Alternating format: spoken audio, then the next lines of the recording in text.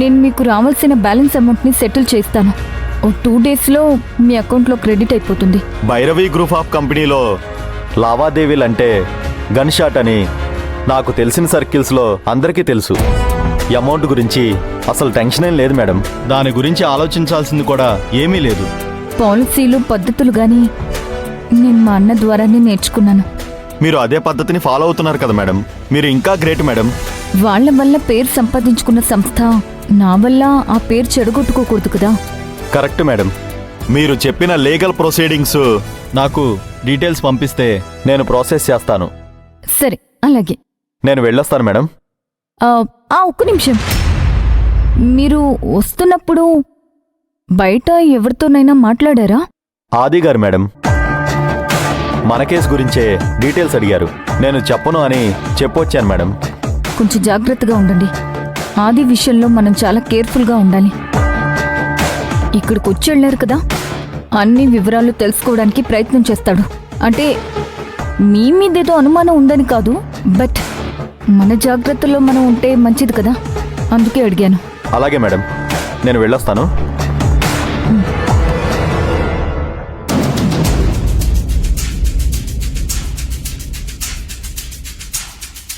అసలు ఆదికి లాయర్తో మాట్లాడాల్సిన అవసరం ఏముంది? ఎందుకైనా మంచిది, కొంచెం వాడితో కేర్ఫుల్గా ఉండాలి.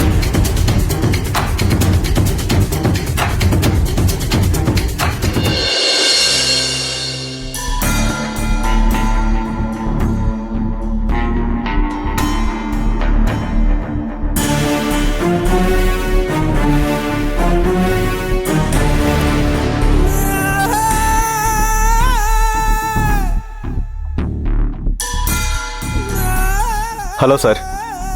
ఏంటి సార్ విషయం? ఒక కేసుని మీరు రివర్స్ చేయాలి. ఏమంటారు? ఏం కేసు? ఎవరి మీద పెట్టిన కేసు? ఏ సెక్షన్ పెట్టారు?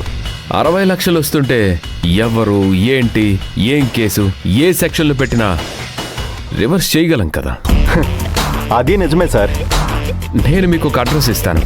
మీరు అక్కడికి వెళ్ళగానే ఏ కేసు, ఏంటి, అన్ని వివరాలు వాళ్ళు మీకు తెలియజేస్తారు. అక్కడే మీకు అడ్వాన్స్ ఇస్తారు. కేసు ఫినిష్ అయిన వెంటనే బ్యాలెన్స్ అమౌంట్ మీ అకౌంట్లో వచ్చి చేరుతుంది. అర్థమైంది. మీ మాటల్లోనే నాకు ఏ కేసు విషయంలో రివర్స్ గేమ్ ఆడాలనే ఐడియా వచ్చింది. వెళ్ళి క్లారిటీ తీసుకుంటాను. అడ్రస్ ఇవ్వండి. ఆ అడ్రస్ని మీకు నేను మెసేజ్ పంపిస్తాను. ఇప్పుడే వెళ్ళమంటారా సార్? అవును, ఇప్పుడే వెళ్ళాలి. సరే సార్.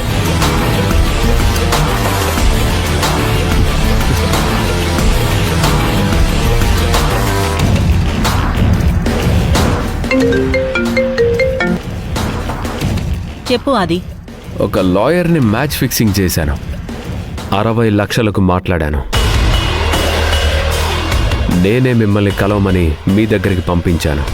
మాట్లాడి అడ్వాన్స్ ఇవ్వండి. వాడిక పని మొదలు పెడతాడు. కేసు వివరాలు నేనేమీ చెప్పలేదు, అన్నీ మీరే చెప్పాలి. అలాగే.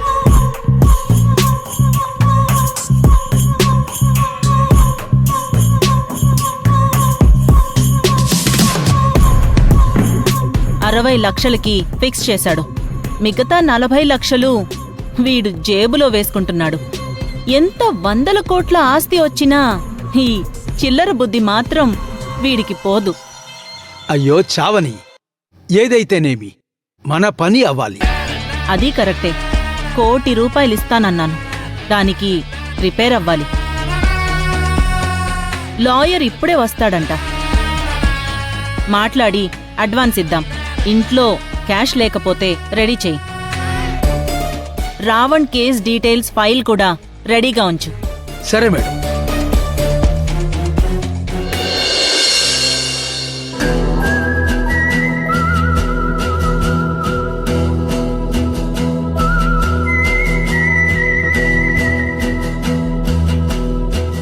నమస్తే మేడం. నమస్తే. వెళ్ళి క్యాష్ తీసుకునిరా. Just a minute madam.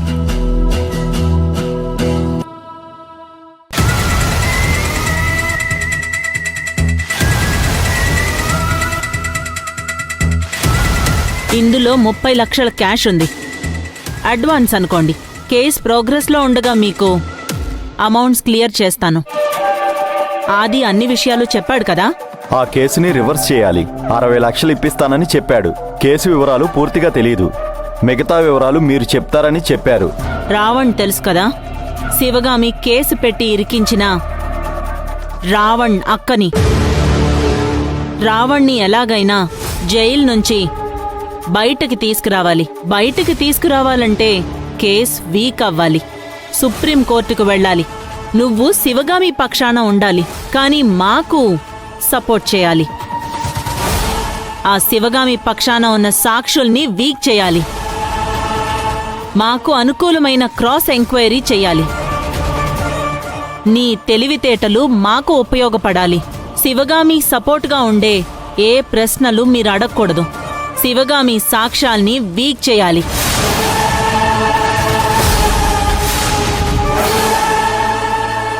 అర్థమైంది కదా? అర్థమైంది మేడం. ప్రభాకర్, ఫైల్ తీసుకురా. ఒక్క నిమిషం.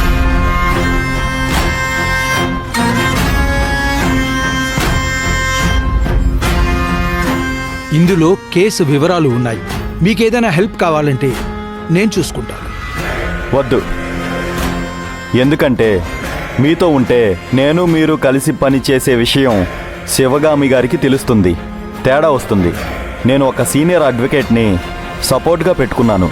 అతని ఫీజు నాకు సంబంధించిన వ్యవహారం. మీకు దాంతో ఏ సంబంధం ఉండదు.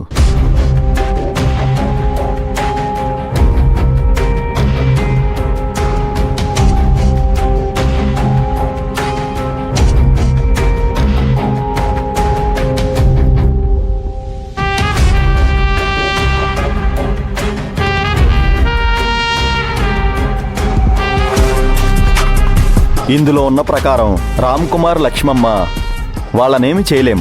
సుజాత ఆల్రెడీ చనిపోయింది. ఏ సమస్య లేదు. కానీ ఇంకో సాక్ష్యం ఉంది, అనిత.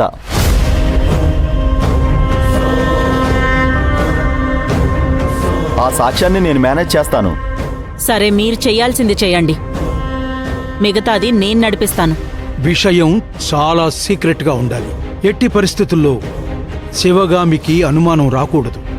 ఆ యాంటోనీ గుణ మాతో ఉన్నట్లు నాటకమాడి ఆ శివగామికి సపోర్ట్ చేశారు. ఇప్పుడు మీరు అలాగే చేయాలి. శివగామి పక్షాన ఉన్నట్టు నాటకమాడి మాకు సపోర్ట్గా నిలబడాలి. రావణ్ బయటకు వస్తే చాలు, మాట్లాడిన దానికన్నా ఎక్కువే ఇస్తాం. అలాగే మేడం. మీరు ఈ విషయం ఎవరితోనూ షేర్ చేయకండి. ఎవరైనా తమ ఇంటికి తామే నిప్పు పెట్టుకుంటారా?